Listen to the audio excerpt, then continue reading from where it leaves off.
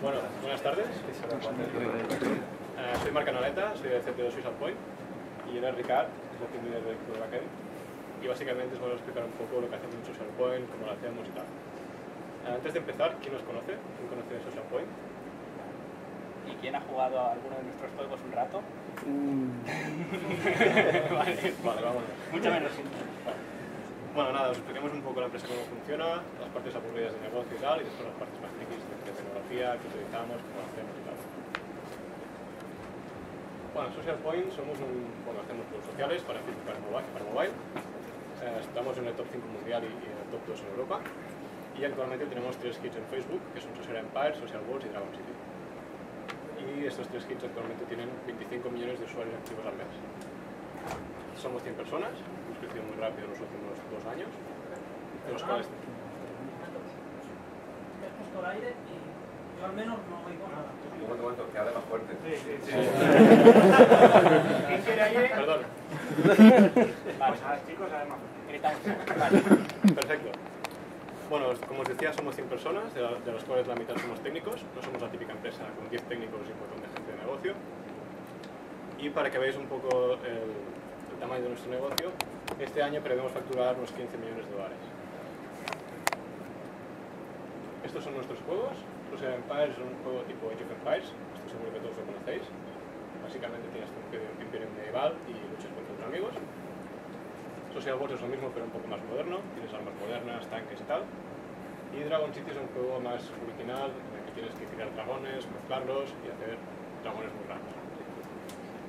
Aquí tienes algunos números curiosos, como por ejemplo que en Dragon City tenemos 3 millones de usuarios activos al día, o que en Social Empires se han vendido 800.000 dragones.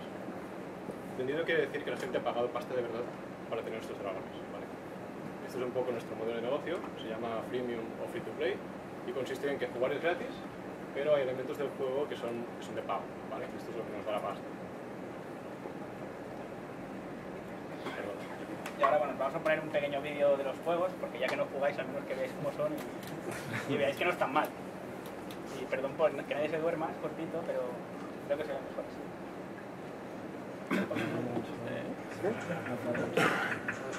Uy.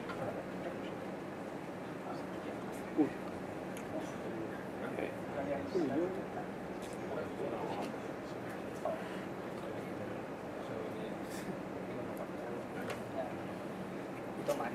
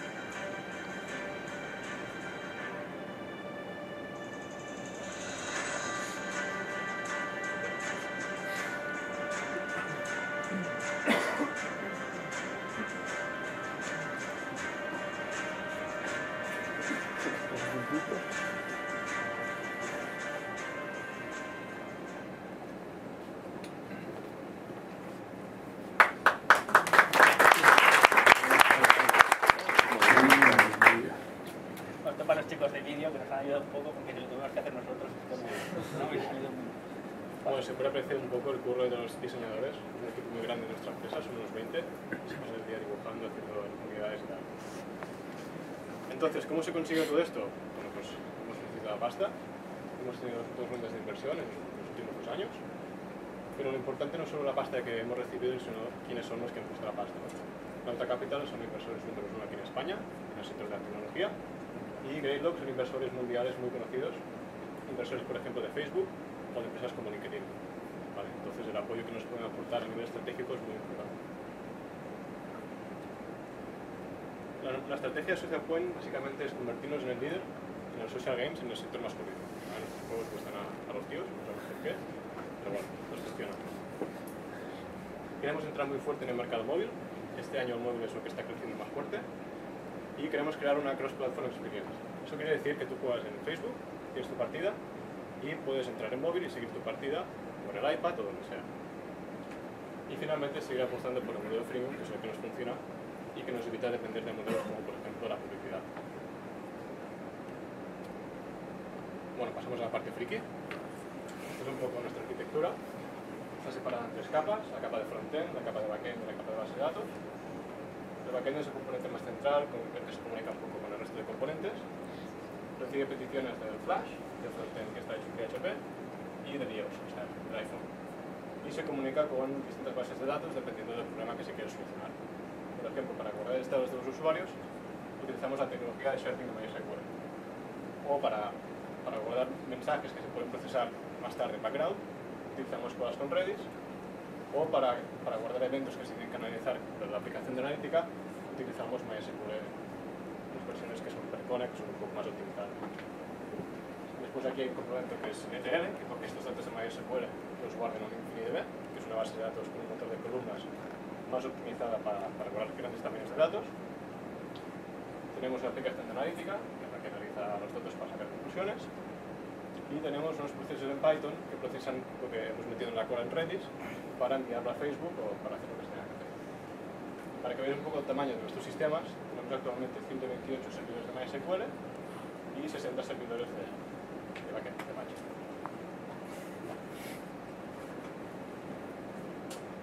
A nivel de sistemas hay como tres puntos claves. El primero es que estamos en Amazon. El segundo es que utilizamos la tecnología de sharding, que nos permite escalar. Y el tercero es que estamos introduciendo Puppet como Configuration Management System. ¿Vale? No lo tenemos 100% integrado aún, pero estamos en proceso. Amazon, para quien no lo conozca, es un servicio de cloud computing, es lo que se llama Platform as a Service, y te ofrece un conjunto de componentes virtuales, servidores, discos duros, balances, lo que sea, para poder montar tu infraestructura virtual sin tener que comprar hardware y tal, ¿no? Las ventajas serían, primero, pago por uso, solo pagas por lo que utilices, o sea, por las horas que utilices de cada servidor. Segundo, no tienes que comprar ni mantener hardware, no tienes que pensar qué servidor tengo que comprar, dónde lo coloco, de qué marca, tengo que esperar 3 semanas a que me llegue. Tercero, podemos utilizar autoscaling, o sea, cuando el tráfico crece pagamos más servidores y cuando el tráfico baja pagamos menos. O sea, por el día, por ejemplo, tenemos más y por la noche menos. Y cuarto, Amazon te ofrece distintas zonas de disponibilidad, de manera que colocas tus servidores en varias zonas, por si peta un servidor o peta una zona entera, que como algunos servidores ha pasado recientemente, pues te puedes recuperar y no pierdes los datos. Otro punto clave es Puppet. Puppet quizás es un poco menos conocido. Para los que no seáis de sistemas, Puppet te permite definir todo un conjunto de servidores a partir de archivos de configuración. Lo tienes todo centralizado en un repositorio y te permite, por ejemplo, definir qué paquetes tiene que tener un servidor, qué archivos de configuración, qué servicios, qué usuarios, todo de manera declarativa y de manera que tú no te tienes que conectar nunca a la máquina para instalar algo o para tocar un archivo. Eso dices, o sea, lo codificas en el Puppet y la máquina se conecta para bajar esos cambios y aplicar el estándar. Tiene un lenguaje propio, está formado por clases, que es extensible, es reaprovechable, de manera que puedes, bueno, como programando, puedes aprovechar clases de servidores. Por ejemplo, si todos tienen Nagios, pues tienes una clase de Nagios que la usan todos los servidores.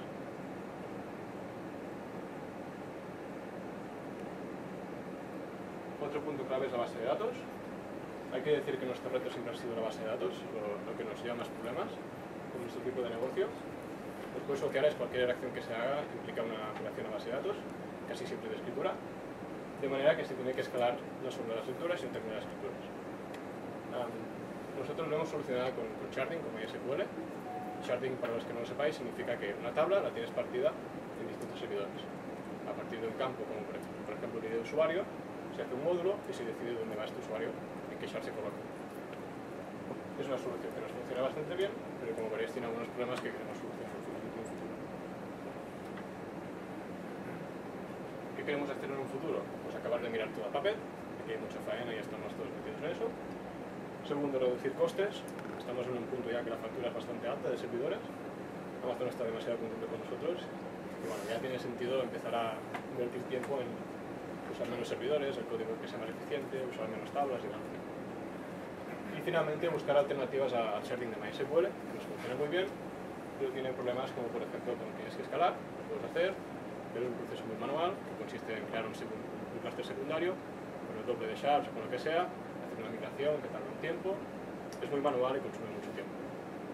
Entonces, en teoría hay sistemas por aquí que son SQL, como Cassandra y tal, que hacen esto muy fácil, en teoría, pero que aún no hemos conseguido que ninguno nos funcione perfectamente. Pinta muy bien, pero tienen bugs, fallan cosas y tal. Pero bueno, es el punto en el que invertimos más y más de a día de hoy.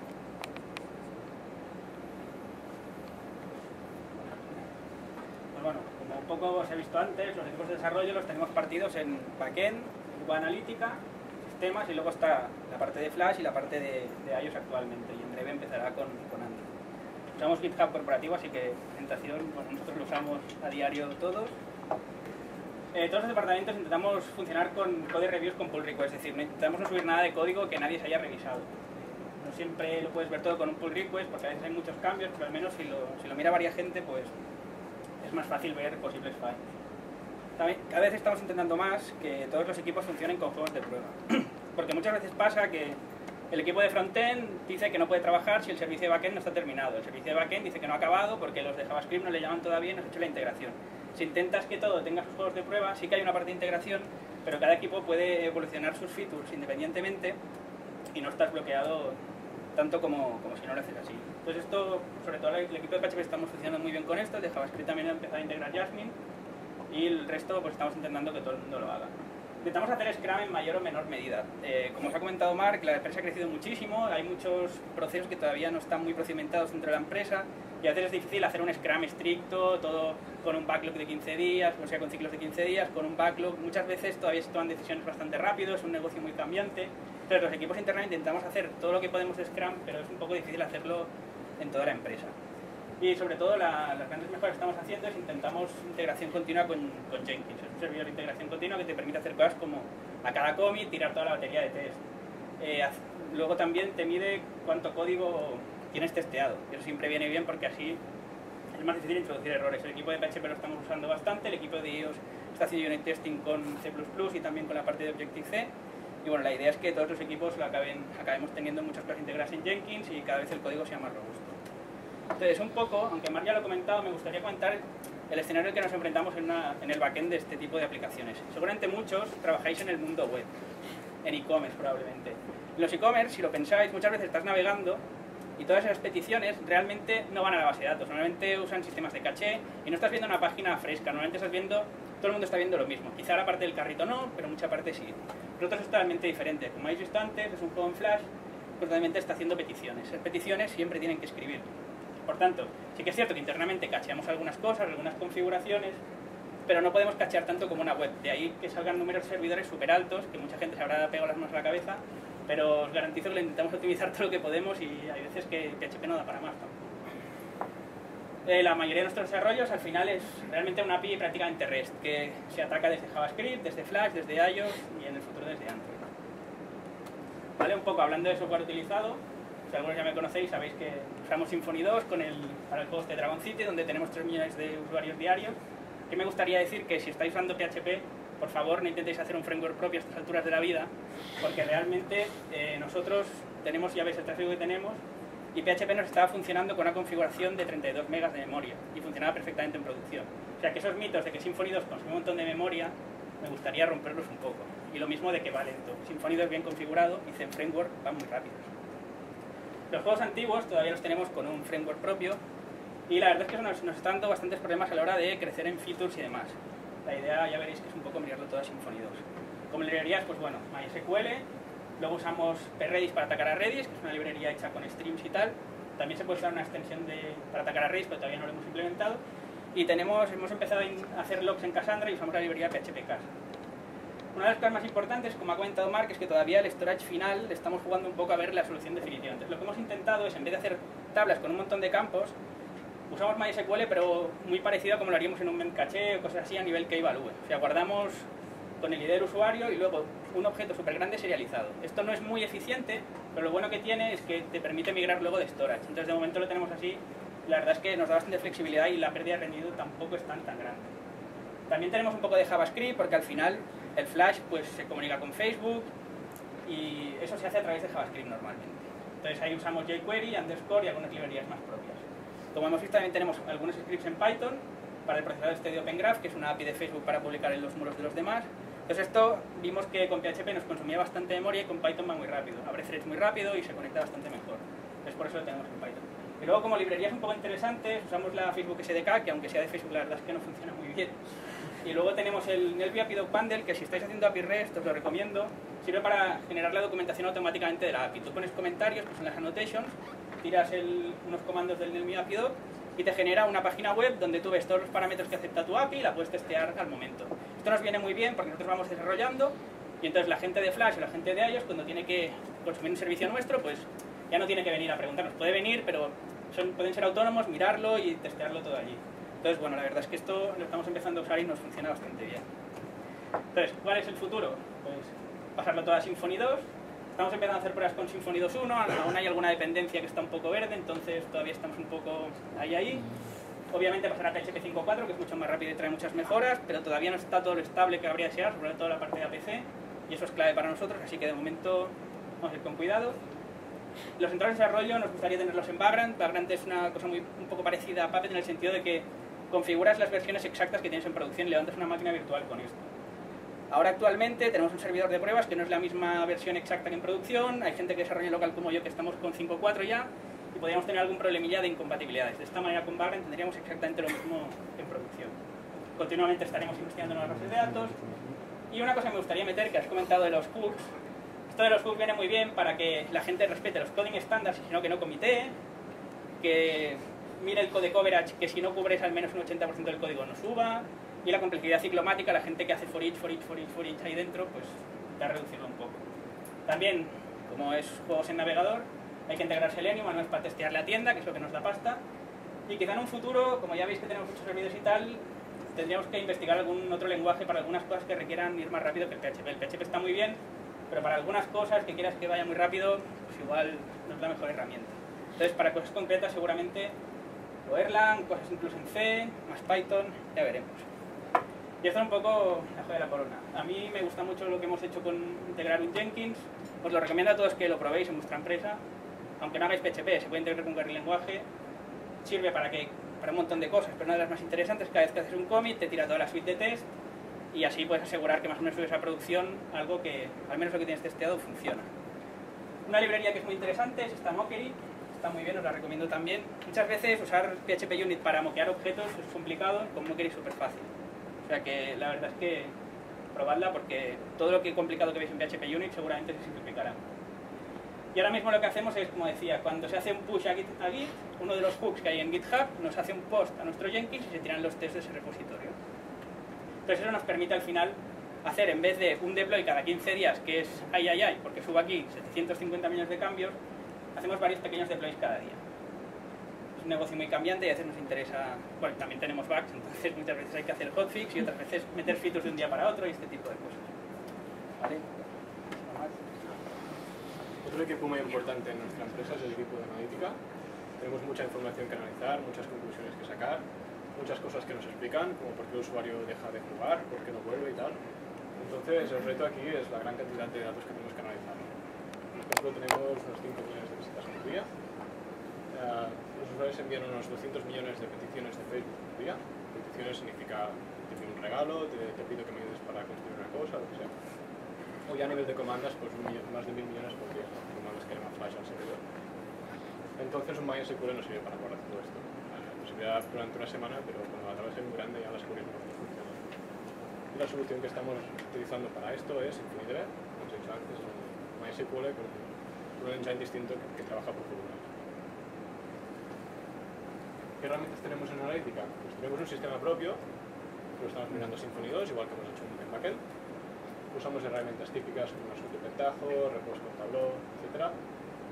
Y algunos ejemplos de lo que analizamos es, por ejemplo, la retención de los usuarios. Es muy importante calcular el porcentaje de usuarios que vuelve el día siguiente de instalarse el juego. Un pequeño incremento en el porcentaje de esto significa que el juego crecerá mucho más rápido y bueno, es una métrica muy clave. Segmentamos por países, hacemos test A/B, que supongo que es lo que son, y bueno, la monetización es un punto muy importante que se calcula casi todo, desde en qué se gasta la pasta de los usuarios, en qué días se la gastan, a qué nivel están. Tenemos el equipo de Flash. Flash es la tecnología en la que están hechos los juegos. Usa el lenguaje ActionScript. Para los que no lo conozcáis, es parecido a JavaScript y es bastante potente. Tenemos un engine isométrico propio, que es el engine que nos permite dibujar los ítems, colocarlos sobre el mapa, moverlos y tal. Hay muchos algoritmos de pathfinding, de inteligencia artificial, para decidir cómo voy de un punto a otro, cuándo tengo que atacar, cuándo no. Y una cosa curiosa es que hemos tenido que invertir bastante tiempo en luchar contra los hackers, los cheaters más bien, gente que intenta hacer trampas, hasta el punto de que han llegado a hacer herramientas que la gente se puede descargar para hacer cheats, ¿no? Para hacer trampas. Entonces hay que ser muy creativo y hacer cosas como cifrar en Flash, o buscar variables en Flash, porque la gente coge la memoria y modifica las variables de Flash, hacer controles de timestamp y sobre todo desde el servidor controlarlo todo. Al principio no explicaba mucho, pero cuando creces ya bastante, porque tienes que poner más esfuerzo en esto, ¿no? En controlar que la gente no haga trampas. Y finalmente está el equipo de iPhone. Es un equipo que ha crecido bastante, son unas 15 personas ahora. Tenemos un propio engine, un engine isométrico igual que el de Flash. Tenemos un sistema para mirar todos los gráficos hechos en Flash a iOS, para no tener que redibujarlos todos. Utilizamos el framework de Cocos 2D para los gráficos en 2 dimensiones. Y nada, es un equipo bastante nuevo, utilizan Scrum, iteración continua, unit testing, bastante moderno. Y nada, esto es todo, muchas gracias. Bueno, aprovechemos para decir, como todo el mundo, que buscamos gente, buscamos developers y admins, buscamos persona motivada y con ganas de trabajar en nuestra área.